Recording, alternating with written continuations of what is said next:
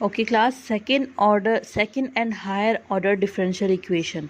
Second and higher order differential equation को solve करने के लिए जो हम मेथड ले रहे हैं वो है undetermined coefficient method. Undetermined coefficient method जो है हमारे पास, इसको सॉल्व करने के लिए सबसे पहले आपको दो चीज़ें देखनी होंगी। First one is homogeneous, second is non homogeneous. ठीक है, अब ये होमोजीनियस क्या है, नॉन होमोजीनियस क्या है।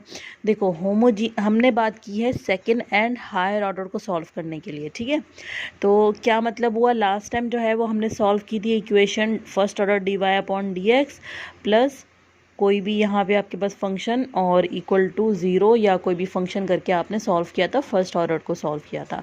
अब हम बात कर रहे हैं सेकंड और हायर ऑर्डर को। तो second means d square y d x square, second order. Higher order हो जाएगा तो क्यूब हो जाएगा, 4 5 6 एंड सो ऑन। ठीक है, तो अगर इस तरह की हमारे पास इक्वेशन आती है तो हम कहते हैं सेकंड ऑर्डर डिफरेंशियल इक्वेशन। फिर इसको हम सॉल्व कर रहे हैं अनडिटरमाइंड कोफिशिएंट मेथड से।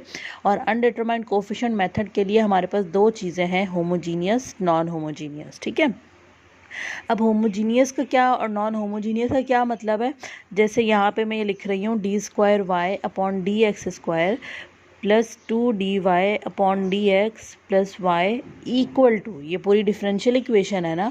और डिफरेंशियल इक्वेशन कौन सी है, सेकेंड ऑर्डर की, क्योंकि इसमें हाईएस्ट पावर डेरिवेटिव की हाईएस्ट ऑर्डर क्या है इसमें, 2। ठीक है, तो ये पूरी डिफरेंशियल इक्वेशन अगर ज़ीरो के इक्वल लिखें, ठीक है, अगर ज़ीरो के इक्वल लिखें तो ये कहलाता है होमोजीनियस।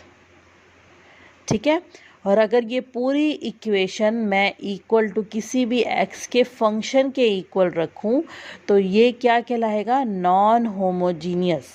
एक्स के फंक्शन के इक्वल क्यों, क्योंकि यहाँ पे हम एक्स के रिस्पेक्ट से डेरिवेट कर रहे हैं। जिसके रिस्पेक्ट से डेरिवेट करेंगे अगर इक्वल टू उसका फंक्शन आ जाए तो ये कहलाता है नॉन होमोजीनियस इक्वेशन।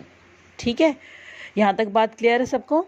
ठीक, अब उसके बाद फिर बात आती है होमोजीनियस को सॉल्व करना, नॉन होमोजीनियस को सॉल्व करना। दोनों को सॉल्व करने का तरीका डिफरेंट है।